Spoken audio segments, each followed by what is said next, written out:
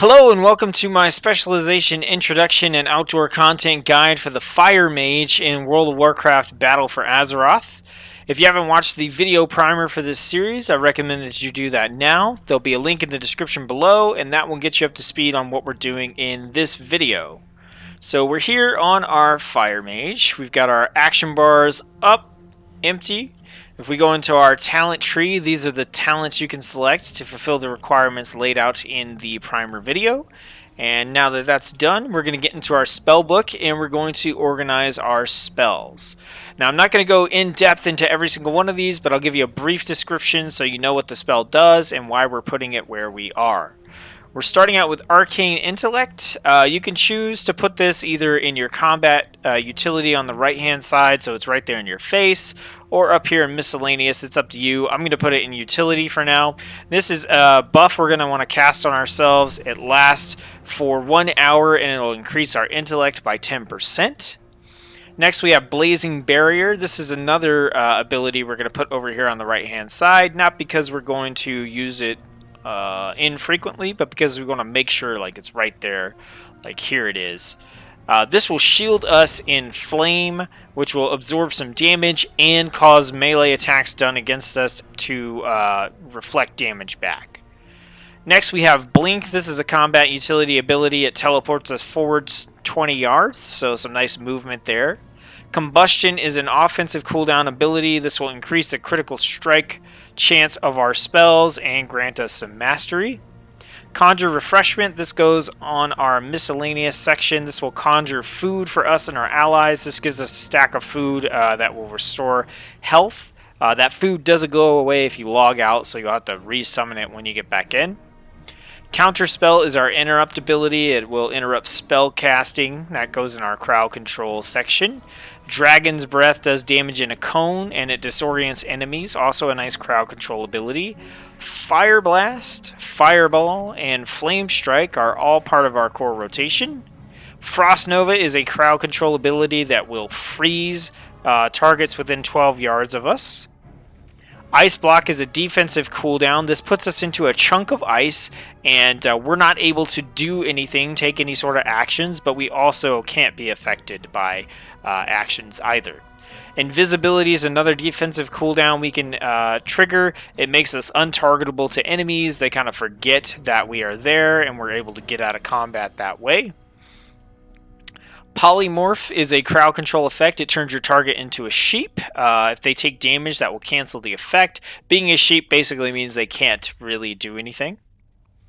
We have our portal menu. This will create a portal to a particular area, and portals will let anybody in your party click them to teleport with you. Pyroblast is part of our core rotation. Remove Curse is a combat utility ability that removes curses from a friendly target. Probably not going to use it too often. Scorch is part of our core rotation. Slow Fall is a nice combat utility ability. Not really combat, but it gives us slow fall, which makes us fall slowly for 30 seconds. You can use this to like jump off a cliff and then hit slow fall and not take fall damage. Spell Steal will remove a beneficial effect from the target and put it onto you. Probably not going to use that too often. Our teleport menu will teleport us. So portals make a portal everyone can click on and go to the place. Teleports are if you're just sending yourself there. And then finally we have Time Warp. This is a offensive cooldown ability. It will give us, party members and raid members, a nice bit of haste for 40 seconds. Then it goes on a really long cooldown and we can't use it for a while. So that's all of our spells sorted out. So now let's talk about the resources available to the Fire Mage. You have one resource. It is mana. You have a amount of mana generally based on your intellect, and you will spend this to cast your spells. Out in the open world, it's usually not an issue. You'll almost never run out of this, so it might as well not be a resource. However, there are going to be times where you may run out of mana, and if you do, then you won't be able to cast the majority of your spells. Alright, so let's talk about the core rotation for the Fire Mage. Now, the rotation for the Fire Mage is going to act a little bit differently. There isn't really like a standard rotation because you're going to want to look for the procs of one of your passive abilities. So let's talk about those passive abilities so that our core rotation will make a little bit of sense. So first we have Cauterize. This fatal damage is going to instead bring us to 35%, then burn us for 28% of our maximum health over 6 seconds, meaning that effectively if we die, we recover 7% health. This does give us a chance to mitigate some of that damage or heal up or something like that before we would die. But also, while we are burning for those 6 seconds, we get increased movement speed, and this can happen once every 5 minutes. So it kind of has the potential to save you from dying. We have Critical Mask. Your spells have a 15% increased chance to deal a critical strike, and we gain 10% more of the critical strike stat from all sources. The reason for this is because as Fire Mage, we rely on crits, and you'll see why in just a minute. Next, we have Enhanced Pyrotechnics. Each time your fireball fails to critically strike a target, it gains a stacking 10% increased critical strike chance, and this effect ends when fireball critically strikes. So this means that we are guaranteed at some point to get a critical strike with our fireball. Why? Critical hits matter. Our mastery is Ignite. Your target burns for an additional percentage of damage from your damage caused by Fireball, Fire Blast, Scorch, Pyroblast, Meteor, Phoenix Flames, and Flame Strike. Basically, if we cast an ability onto the target, Ignite means that a portion of the damage that we deal initially also then burns the target over time. Every 2 seconds, your ignites can spread to another nearby enemy, so we naturally have this kind of spread of these burns across multiple enemies, which can be both good and bad. Good because it's more damage, bad because sometimes you don't want to damage an enemy because maybe they're polymorphed into a sheep or something like that. So all this is building up to this passive ability we have called Hot Streak. Getting 2 direct damage critical strikes in a row will make your next Pyroblast or Flame Strike spell instant cast and cause double the normal ignite damage, so twice as much burn damage as they normally would take. So what this means is you have to get a critical strike and then a critical strike. You can't get a critical strike and then a regular strike and then a critical strike. That's not how this works.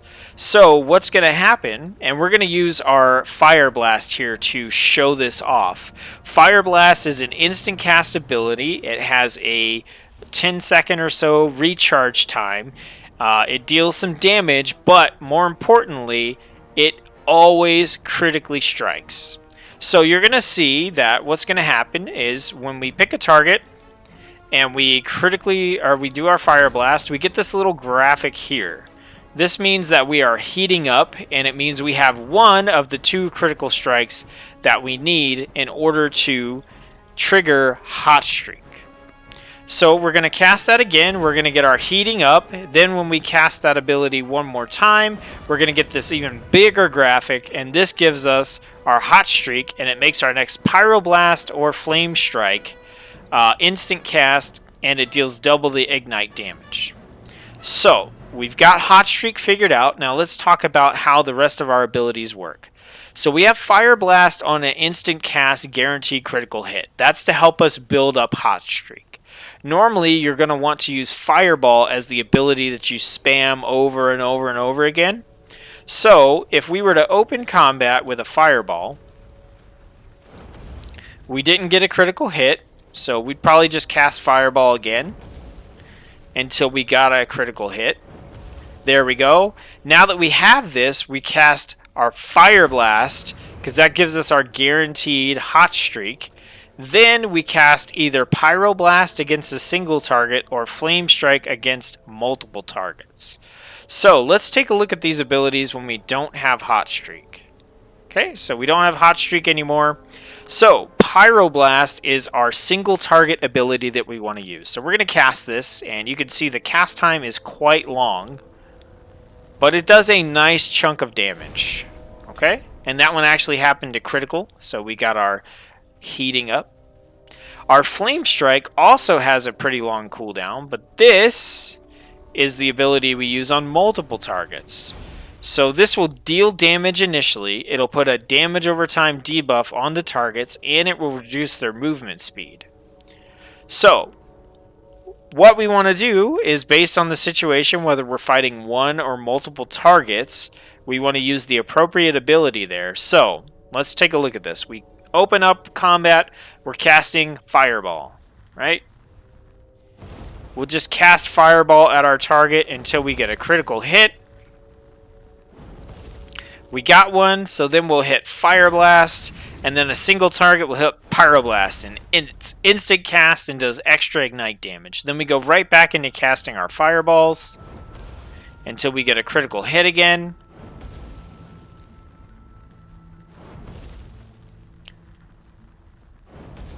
And then when we do, we'll use our Fire Blast into Pyroblast.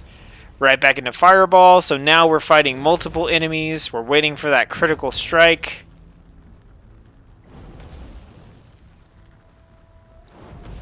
We got it, we Fire Blast, and now we Flame Strike instantly. So that's the rotation. We do have this other ability here. This is Scorch. Scorch is an ability, it does a little bit of damage to your target, but you can cast it while you're moving. So if for some reason you do need to be on the run, you can still cast Scorch. Scorch can critically hit, which can build you up so that you can cast that instant Pyroblast. So if you need to be mobile, you can use Scorch. Alright, so that's why I say there's no standard rotation, right? Because you're going to want to kind of utilize this the best you can to get heating up into Hot Streak. So, you know, you're not always going to cast a Fireball, then cast a Fire Blast, then cast a Pyroblast. You're going to cast as many Fireballs as you need to get heating up, then hit your Fire Blast, then cast your Pyroblast or your Flame Strike. Alright, so that is the base rotation for the Fire Mage. Next, we're going to jump into our talents, create a build that works well in outdoor content. So we're going to go ahead and set that up. Okay, so this is the build that I recommend that you use in outdoor content. It's not the only one that you can use, but it's the one I like, recommend, and will be showing off at the end of this video. So we're going to go through each talent, talk about what it does, why we picked it, and how it helps contribute to this build. So first off, we have Firestarter. Your Fireball and Pyroblast spells always deal a critical strike when the target is above 90% health.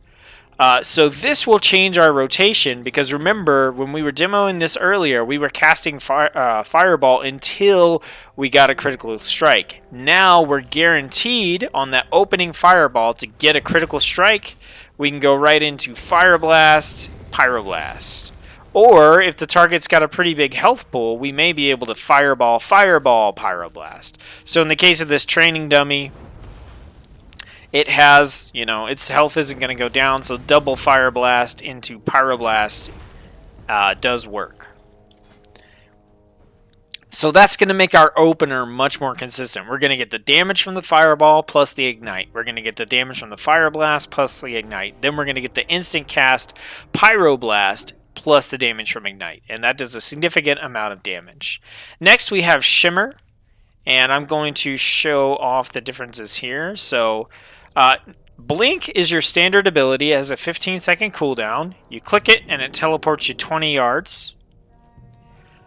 When we pick Shimmer, this is going to replace our Blink. It will also teleport you 20 yards forward. It's castable while you're casting, and it has 2 charges. So basically this gives our Blink 2 charges, which means we can move it, use it more frequently, get around a little better, get out of danger a little bit better. Next we have Incanter's Flow. Magical energy flows through you while you're in combat, building up to 20% increased damage, then diminishing down to 4% increased damage, cycling every 10 seconds. So it's a variable amount of increased damage, but it's always at least plus 4% damage. So we can see this here if we go ahead and we cast our Fireball. Our Incanter's Flow is building up to 20%, and then it will cycle back down to 4%, and then it'll cycle back up to 20%. So we constantly have 4% increased damage, but that does go all the way up to 20% damage as well. And as you get really good at playing your specialization, you could pay attention to how many stacks of this you have and try to get your Pyroblast when you have 20% extra damage. But that's a really intense managing mini game that you don't really have to bother with. This just gives you more damage. Next we have Flame On. This reduces the cooldown of Fire Blast by 2 seconds, so our ability that's guaranteed to critically strike. And it gives us an extra charge. So now we have 3 charges of Fire Blast, so we can more expertly and more frequently weave that in to get our heating up into Hot Streak with this ability. Then we have Frenetic Speed. Casting Scorch increases your movement speed by 30% for 3 seconds. So now if you cast Scorch, you're going to get a nice movement buff.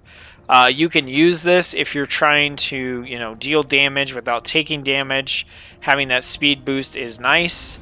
Also, if you're just trying to travel around, you can target an enemy, cast Scorch as you're coming up, keep on running, target the next enemy, cast Scorch on that one, and kind of maintain a sort of 30% movement speed buff. The downside being that you're pulling these enemies, but you probably would have anyway because you were running through them, so it's not really that big of a downside. And then we have 2 active abilities in the build. The first is Living Bomb, and we're going to put this in right after our Scorch.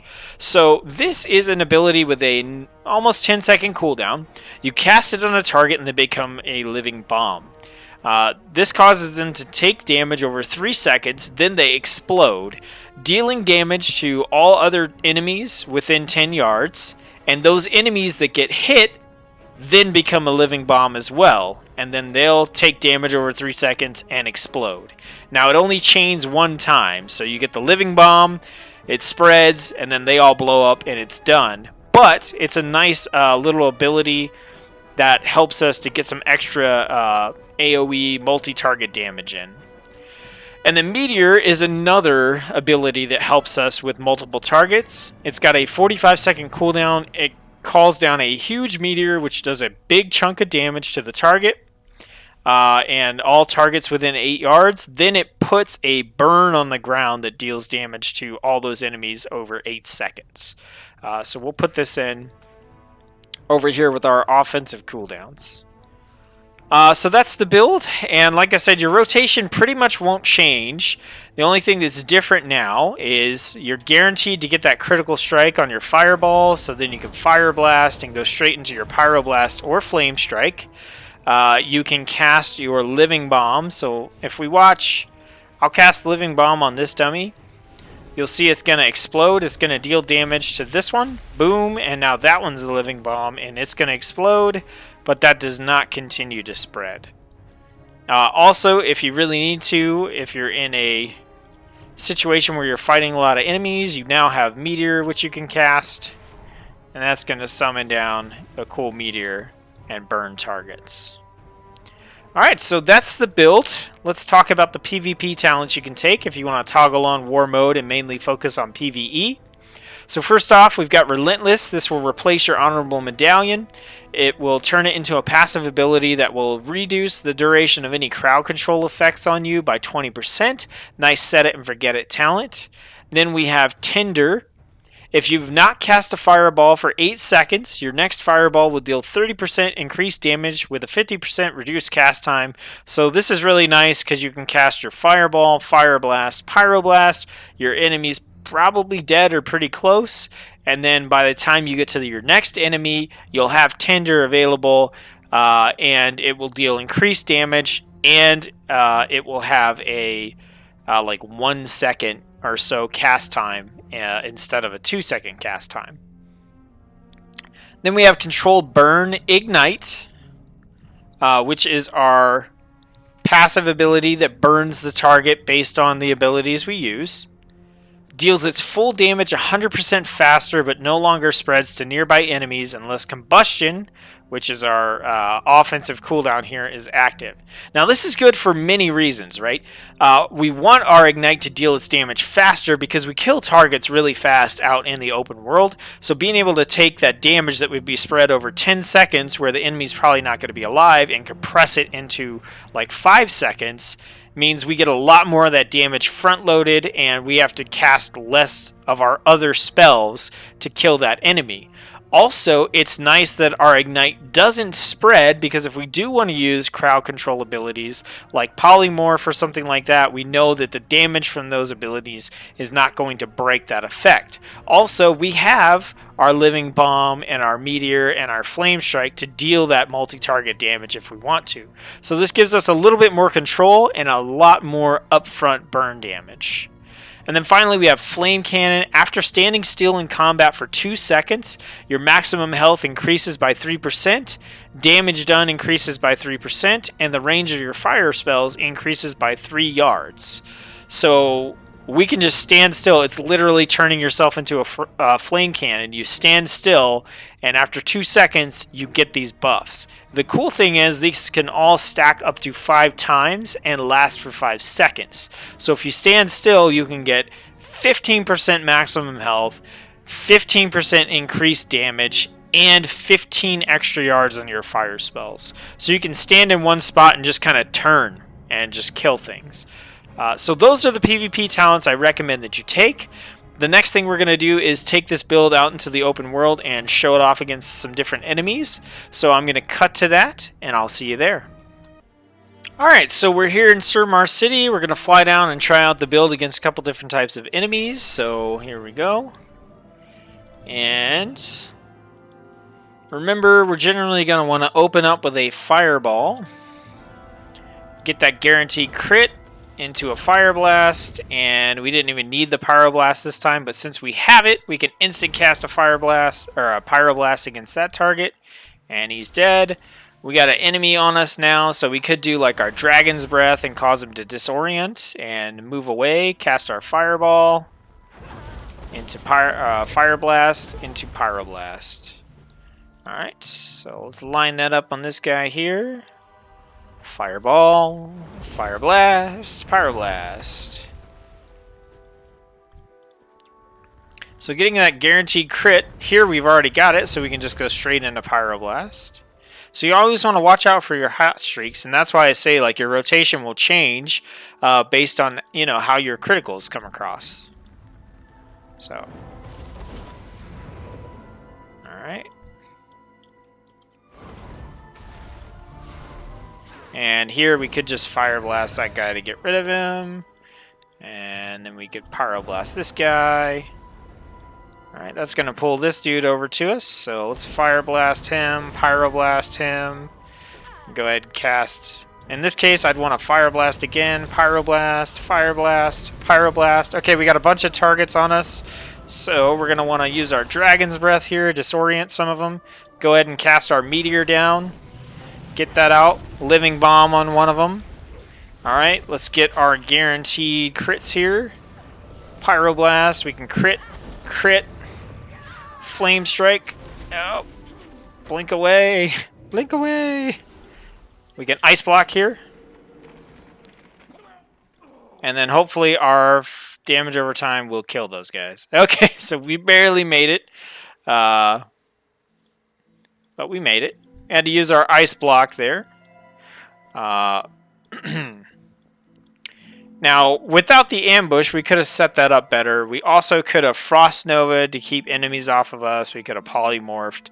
As a mage, you don't really have any way to heal yourself. So if you're in a situation like this between combat, that's when you're going to want to make sure you have your refreshment. This puts a stack of food into your bag. I usually put that on my bar somewhere. You can sit down. This always like scales to your level. It restores 100% of health and mana over 20 seconds. So this is how you recuperate between really intense fights like that one. So the other thing that I didn't mention when we were doing the build, because it's not really part of the rotation, is you always want to have your blazing barrier up. That gives you a little bit of damage reduction.